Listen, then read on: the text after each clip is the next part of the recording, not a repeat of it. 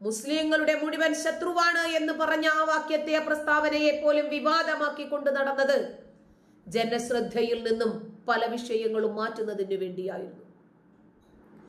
വലിയ വലിയ രാജ്യവിരുദ്ധ സംഭവങ്ങൾ ഒരു ഭാഗത്ത് നടക്കുമ്പോൾ മാധ്യമങ്ങളുടെ ശ്രദ്ധയിൽ നിന്നും അതുവഴി ജനഹൃദയങ്ങളിലേക്ക് എത്താതിരിക്കുന്നതിനും വേണ്ടി പല രാജ്യവിരുദ്ധതകളെ സംബന്ധിച്ചും പല ഭീകര പ്രവർത്തനങ്ങളെ സംബന്ധിച്ചും മറച്ചു പിടിക്കുന്നതിന് വേണ്ടിയായിരുന്നു.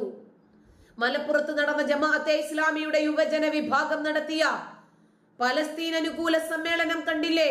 ഹമാസ് അനുകൂല സമ്മേളനമായിരുന്നു അത്. ശരിക്കു പറഞ്ഞാൽ ഭീകര സംഘടനയായ പല രാജ്യങ്ങളും ഭീകരവാദിയായി ഭ്രഷ്ട് കൽപ്പിച്ച നേതാവ്, ഹമാസിന്റെ ഉന്നതനായ നേതാവ് ഖാലിദ് മിഷേലിനെ മലബാറിന്റെ മണ്ണിൽ പ്രസംഗിക്കാൻ ഒരു വേദി ഉണ്ടാക്കി കൊടുക്കുക വഴി ഹമാസിനെ പിന്തുണയ്ക്കുന്ന ഒരു പറ്റം ജനങ്ങൾ കേരളത്തിൽ ഉണ്ടെന്നും